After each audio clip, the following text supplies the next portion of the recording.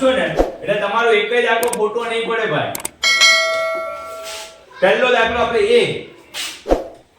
a ગણીએ. ચલો 0.007 એના નીચે જ આંકડા લખવાના. 8.5 છે તો 8.5 એના નીચે જ આંકડા લખવાના છે. 30 છે એટલે 30 અહીં લખવો પડે આમ. 0.08 જેટલા સ્ટેપ ખાલી રહ્યા એના ખાલીના આંકડા ભરી નાખો. અને શું કરવાનું કીધું છે? સરવાળો. તો કરો સરવાળો.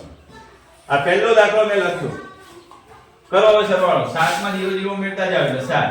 8 માં 0 0 ઉમેરતા જાવ એટલે 8. 5 માં 0 0 ઉમેરતા જાવ એટલે 5. 8 માં 0 0 ઉમેરતા જાવ એટલે 8. 3 માં કંઈ નહીં એટલે 3. કેટલો જવાબ આવ્યો? આ સ્લાઇડમાં બીજો દાખલો કરીએ. બી જો જેમ લખ્યું છે એમ જ લખું છું. 15 એની નીચે 15 નીચે 0 આપેલું છે. 0.632 13.08 13.08 નથી 8 જ છે ખાલી. કેટલા સ્ટેપ ખાલી રહ્યા જો. અહીં અમે 15 આખા લખ્યા છે.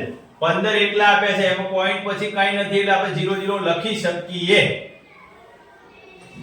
અહીંયા 0 0 આપ્યું છે તો અહીંયા આગળ પણ 0 લખી શકાય. 13.8 જ આપ્યું છે તો પહેલા 0 0 લખી શકાય. બરોબર? આટલું તમે લખી નાખો. આ જ રીતે લખવાનું.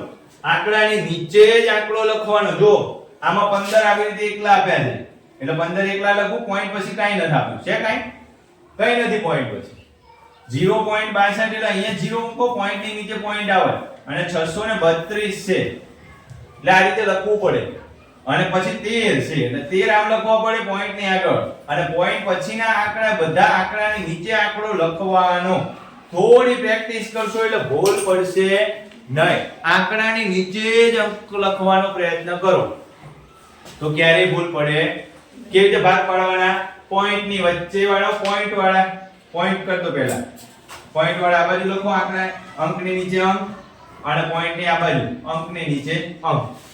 પડી ખબર? તો ભૂલ પડશે નહીં. ચાલો 2 માં 0 0 ઉમેરો. 3 માં 0 0 ઉમેરો. 8 ને 6 14 ચોગડો પોઈન્ટ મૂકો. વધી 1 8 ને 9. કેટલો જવાબ આવ્યો? 29.432. ચલો સી કયો દાખલો આયા? સી માં શું લખેલું છે? 27.076. જો આવી રીતે 27.076. આંકડાની નીચે આંકડો જો 0 આપેલો છે. 27 ની આગળ પોઈન્ટ પહેલા 0 આપેલું છે તો 0. અહીંયા 55 લખો. 0 ની નીચે પાંચડો, 57 ની નીચે પાંચડો. પછી 0.004 છે એટલે 0.004. બરોબર? આ રીતે લખવાની ટેવ પાડવાની.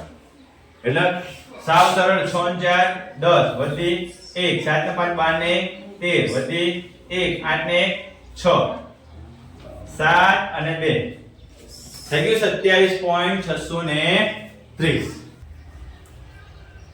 ઓકે ચલો કયો આવ્યો સી? પછી ડી. ડી માં શું લખ્યું છે?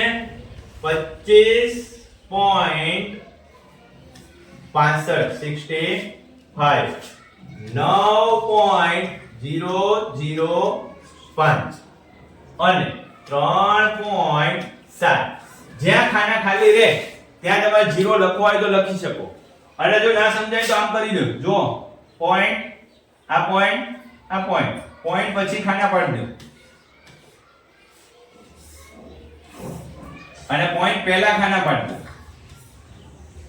કેટલા છે? 27 એટલે પોઈન્ટ પહેલા ખાના 27. પાછળ 0.76 તો 0.76. પછી 0 55 પછી 0 આ 0 0 4. બરોબર? આ ખાનું ખાલી રહ્યું અહીં 0 મૂકો. અહીંયા ખાનું ખાલી 0. આ રીતે તમે ખાના પાડશો. હજી તમે છઠ્ઠામાં અભ્યાસ કરો છો તો થોડું પ્રેક્ટિસ કરવી પડશે. દર વખતે આવા ખાના પાડવાના નહીં. 2 વખત 3 વખત ખાના પાડી લખશો ને એટલે ખબર પડશે તમને કે ભાઈ અંકની નીચે જ અંક આવે. બરોબર? હવે તમારે 0 મૂકવા હોય તો મૂકો અને ન મૂકવા હોય તો કંઈ નહીં.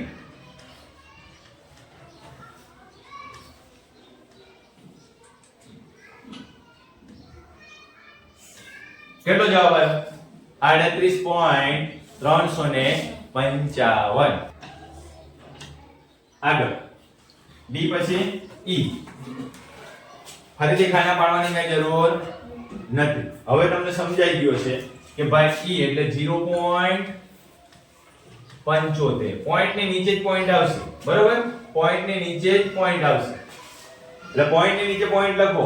અહીંયા 10 છે એટલે 0 અને 1 અને 425 છે ભાઈ, અને એમ ખાલી બગડો છે એટલે 2, બાકીના બધું કઈ છે નહીં.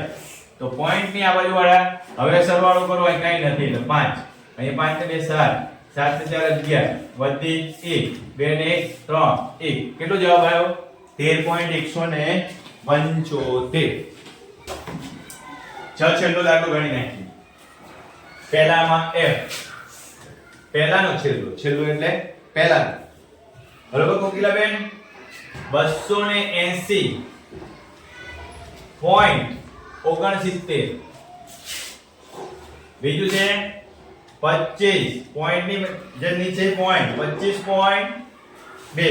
ત્રીજું છે 38, પછી પોઈન્ટ પછી કાઈ છે નહીં. તો આપણે પોઈન્ટ લખીને પાછળ 0 લખવો હોય તો લખો, ન લખવો હોય તો કાઈ વાંધો નહીં.